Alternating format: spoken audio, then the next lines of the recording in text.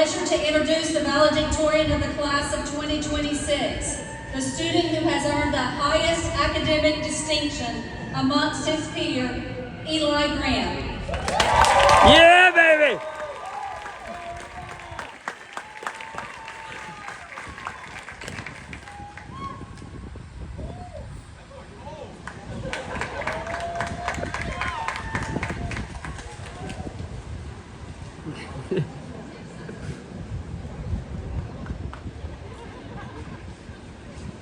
Eli is the son of Jonathan and Ashley Grant. He is a member of the National Honor Society, has served as junior marshal, and is actively involved as both a Piedmont ambassador and a member of the Patriot Pride. Athletically, he has been a cornerstone of our men's athletic programs. He is a 4-year member of the men's varsity basketball team and also contributed to the baseball team this year. In addition to his academic and athletic success, Eli has been recognized beyond PCCS as a recipient of the prestigious Albert G. Meyer Scholarship, earning $20,000 to support his continued education. At this year's Athletic Awards night, he was also named Male Scholar Athlete, receiving an additional $2,000 scholarship. Last week, Eli received his Associate of Arts degree from Gaston College. Eli truly exemplifies the qualities of a portrait of a Piedmont graduate, demonstrating excellence in the classroom, leadership in the community, and commitment on the field of play. He plans to attend UNC Chapel Hill this fall and major in business administration. Please join me in congratulating Eli Grant, the valedictorian of the class of 2026.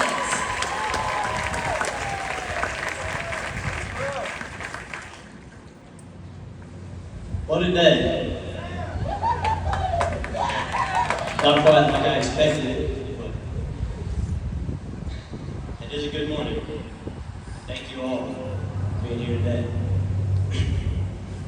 I first want to thank the administration for giving me this opportunity today. It was around 12 o'clock on Tuesday. I got a text saying to call Ms. Hudson.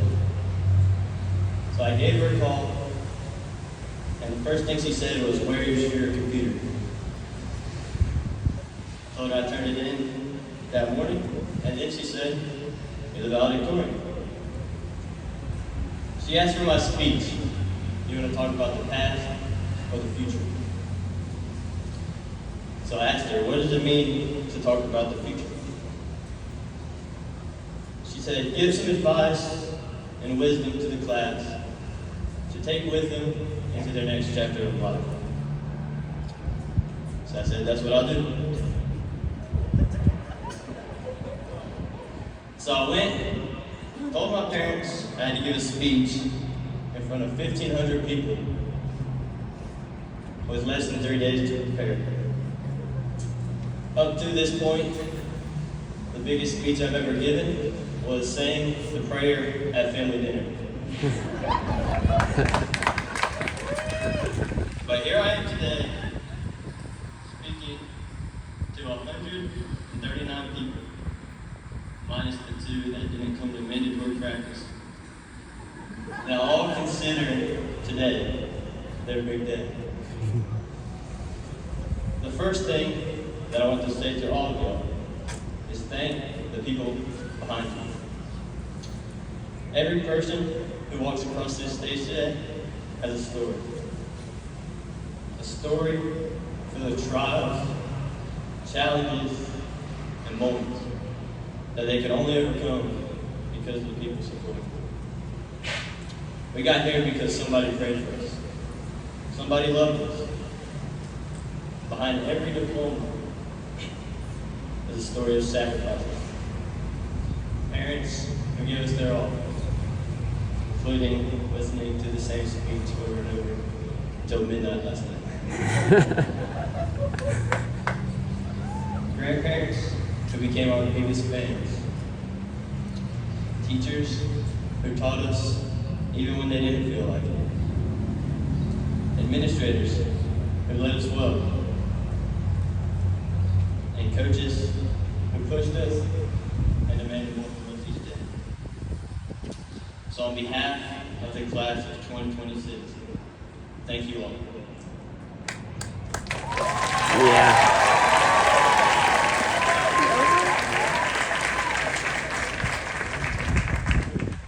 Now I've been at Piedmont for 12 years, and I've learned a lot. In 3rd grade, I learned how to write in cursive. In the 4th or 5th, I learned multiplication and division. And somewhere along the way, I learned that the earth is not flat. But one of the most important things that I've learned in my time at Piedmont is the value of a routine. This routine is what led me to my high school success, and what I encourage each and every one of you to build as you take this next step. Because the bells, schedules, and familiar faces that we have all grown accustomed to are now gone. It's now up to us to build our own structure. So here are a few things I believe should be a part of your routine. Number 1, prayer.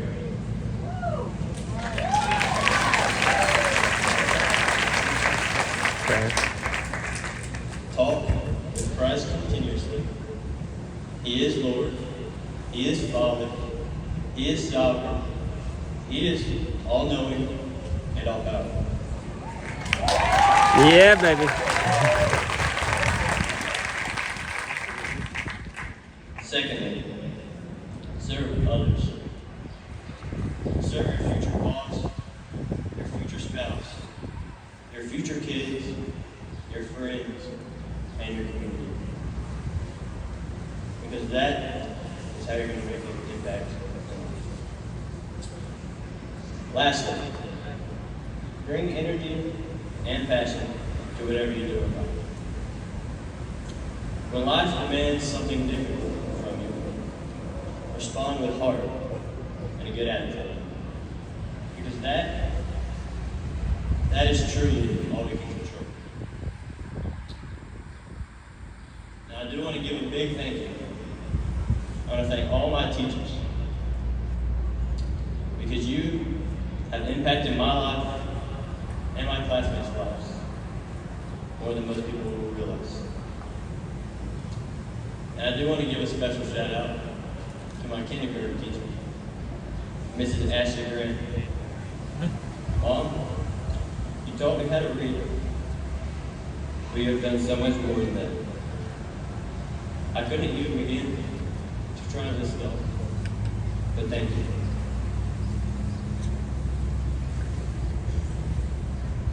Now, as a student athlete, sports have played a huge role in my life. So I want to give a thank you to Coach Bradley, Coach Cameron, Coach G, Coach Walls, and Coach Pops. Thank you all for pushing me, believing in me, and teaching me that excellence isn't something you talk about, rather something you live out. Now there are 3 lessons that I've learned through sports that I want to share with all of you today. Number 1, do not be afraid to fail. A lot of people talk about the fear of failure. However, failure is one of the most underrated keys to success. I know this personally, as my junior year of basketball was subpar. If it wasn't for that season, I would never have learned how to strive for improvement. I never would have learned how to work towards reaching my full potential. Failure is a privilege, so embrace it. Also, failure makes winning so much sweeter. Number 2, walk with the wise. Proverbs 13:20 says, whoever walks with the wise becomes wise, but the companion of fools will suffer harm. This verse is simple, but real. The people you surround yourself with, whether personally or professionally, will shape the direction of your life. They will influence what you think, how you act, how you speak, and what you believe to be true of this world. Choose people who sharpen you. Choose people who are living a life of integrity themselves. Because being a companion of fools will ruin your future faster than any failure ever could. The last one, number 3, put in the hard work. I applied this mindset throughout my entire basketball career and my first year of playing baseball. Put in the hard work, even when nobody notices. Discipline creates more discipline. And small, consistent changes will shape who you become. Talent might give you a head start. However, character, effort, and perseverance will take you further than any talent could. And when this final buzzer sounds on this chapter of your life, you'll be able to walk away without regrets, knowing you gave it everything you had. Now there are 2 final lessons that I've learned outside of schools. The first is to find your people. These are people who are going to stay with you when you're winning and help you when you're struggling. My teammate and great friend, Henry Pepper, is in a lot of ways almost the complete opposite of me. I'm naturally very serious, and all of you that know Hank know he is almost never serious. But when I won the Male Scholar Athlete of the Year, Henry jumped to his feet and cheered like it was his own award. And I'll never forget that moment, because the applause was both heard and felt. And so I hope everyone here finds and strives to be that kind of person. Yeah.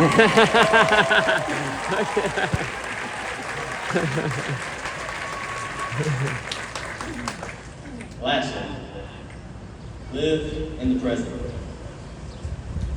I never realized how good I truly had it until it was all coming to me. No more locker room laughs. No more Friday night games. No more long bus rides and practices that felt like they went on forever. No more summer conditioning.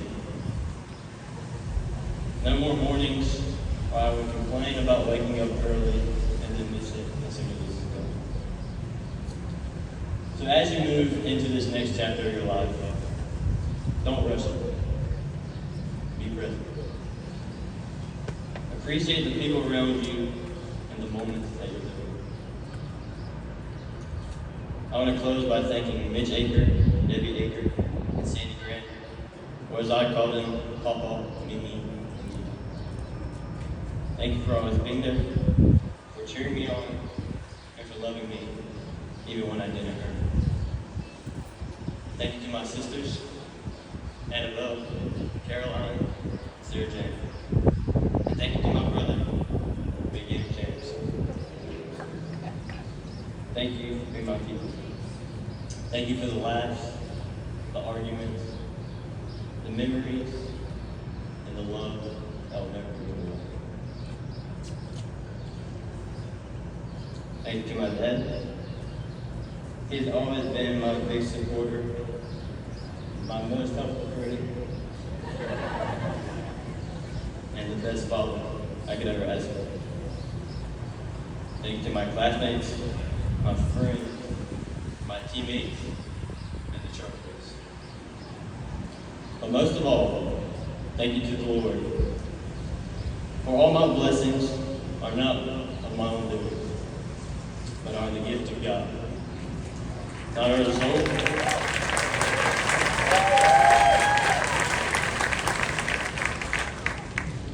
result of my own words, and without Him, I am nothing.